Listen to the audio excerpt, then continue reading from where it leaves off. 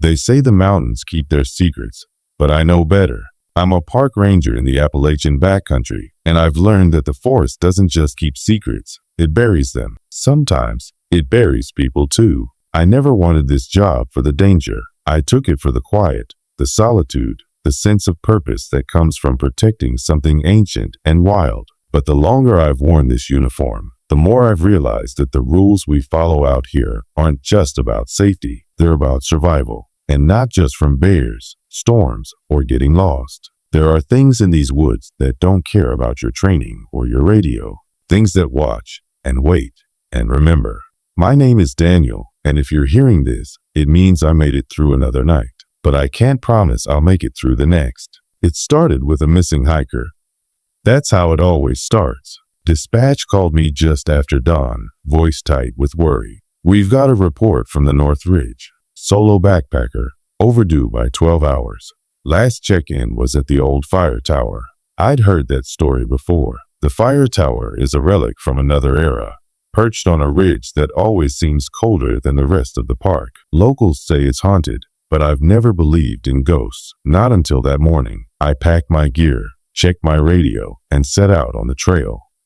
The air was thick with fog, the kind that muffles sound and makes the world feel smaller. Every step crunched on frostbitten leaves. I kept my eyes on the path, but I couldn't shake the feeling that something was watching me from the trees. I told myself it was just nerves, but the feeling only grew stronger as I climbed. The fire tower loomed out of the mist, its silhouette jagged against the pale sky. I called out, "Park Ranger, anyone here?" My voice sounded small, swallowed by the fog. No answer. I climbed the creaking steps, each one groaning under my weight. At the top, I found the hiker's pack, half zipped, with a water bottle and a map spread out beside it, but no sign of the hiker. That's when I noticed the footprints. They led away from the tower, deeper into the woods, in a direction that made no sense. Not toward the trail, not toward safety, but straight into the thickest part of the forest. I radioed back to dispatch, but all I got was static. I should have turned back.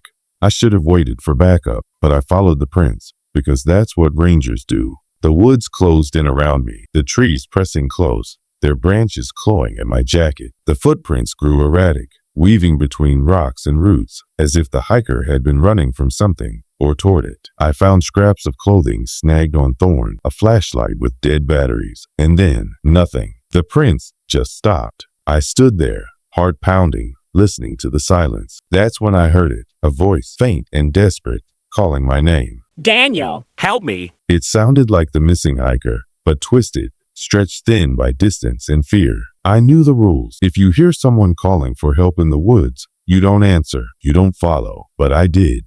I had to. I pushed deeper into the forest, the voice growing louder, more insistent. Daniel, please. It echoed off the trees, coming from everywhere and nowhere. My flashlight flickered, the beam dancing over twisted roots and mossy stones. The air grew colder, the fog thicker, until I could barely see my own hands. Then I saw her, the hiker, standing in a small clearing, her back to me. Her clothes were torn, her hair matted with leaves. She didn't move, didn't turn, just stood there, shivering. I called out, "Are you hurt? Can you walk?" She didn't answer.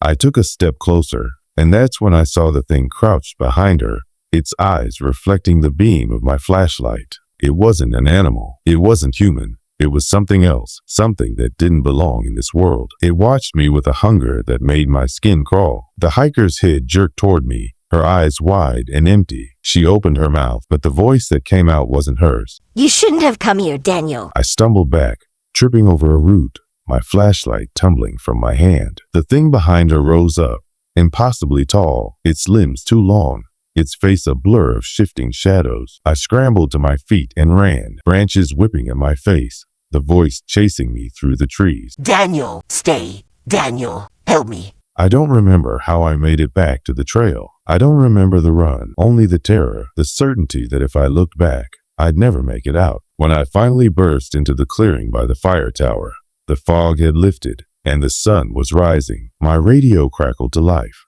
Dispatch calling my name. I answered, voice shaking, and told them I'd found nothing. No sign of the hiker. No sign of anything. But I knew better. I knew what I'd seen. And I knew the rules were there for a reason. If you ever find yourself in these mountains, remember this. The forest is old, and it remembers. There are things out here that were the faces of the lost, that call your name in the dark. If you hear them, don't answer, don't follow, and whatever you do, don't look back.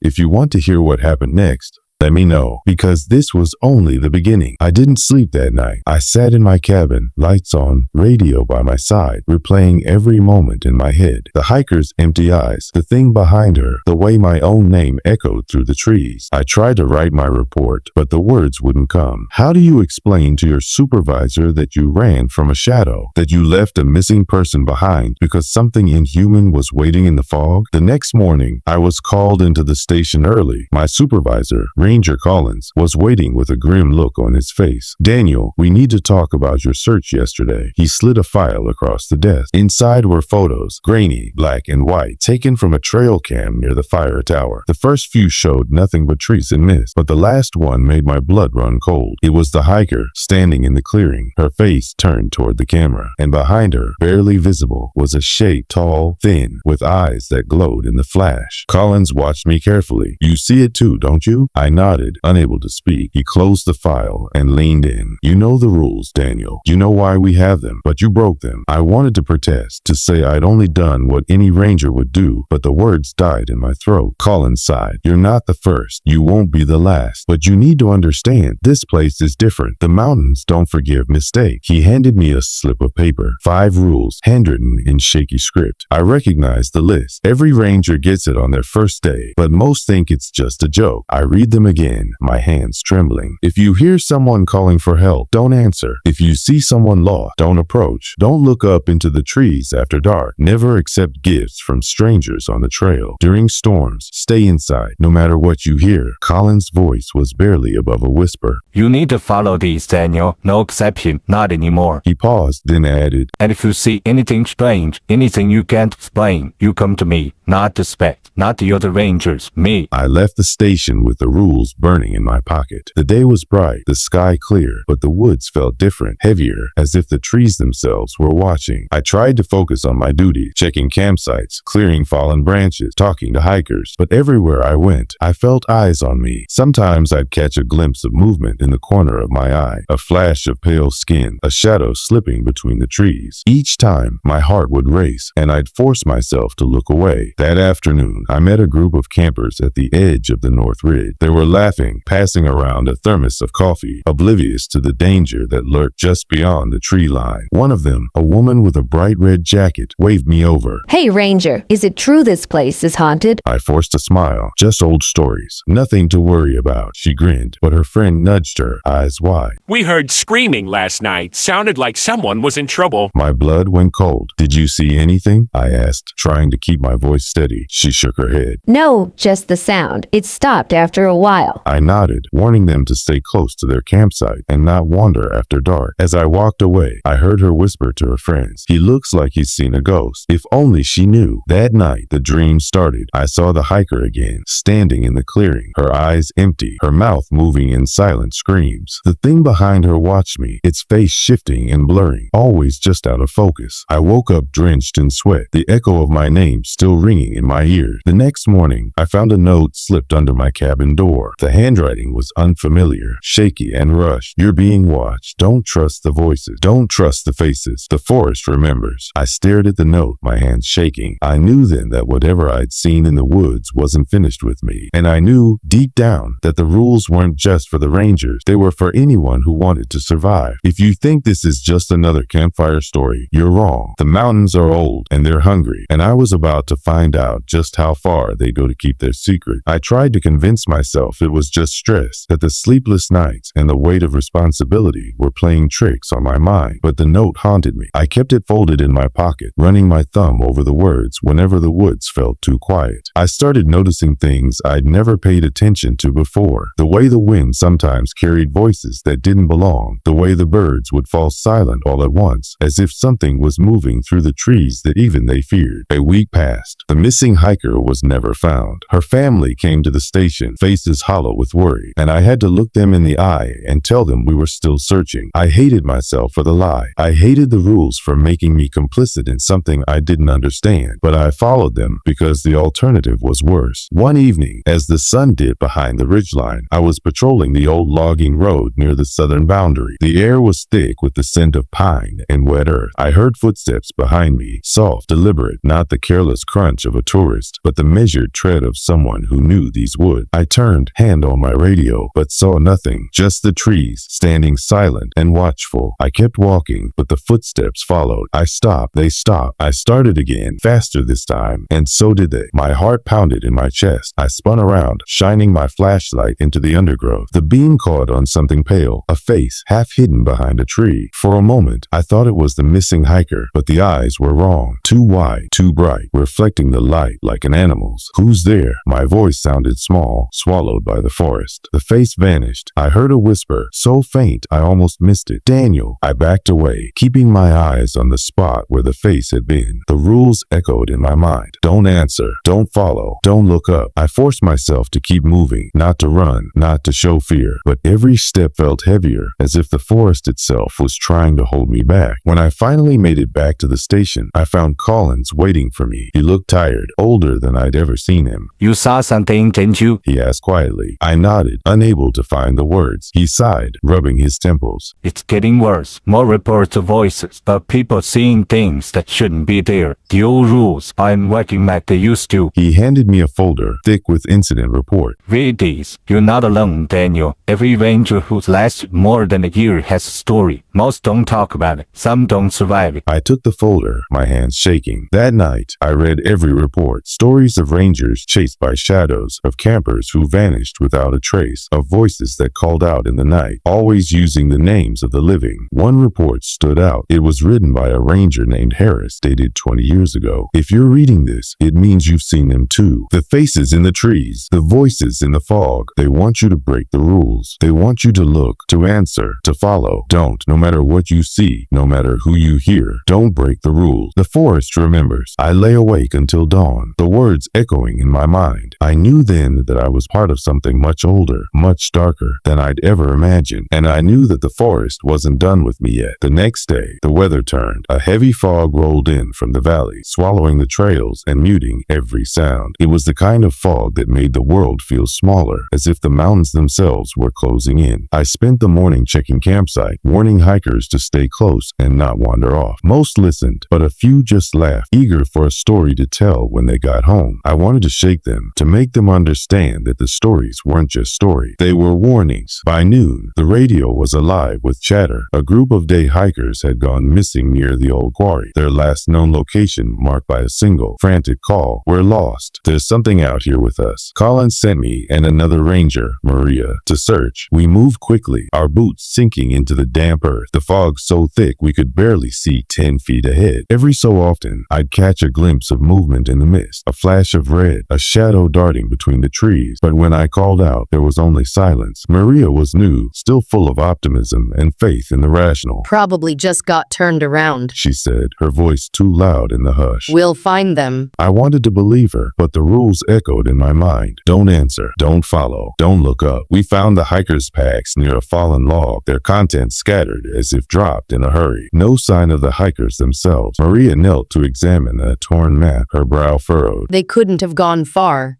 I scanned the trees, every nerve on edge. That's when I heard it, a voice, faint and desperate, calling my name. Daniel, help us. Maria looked up, eyes wide. Did you hear that?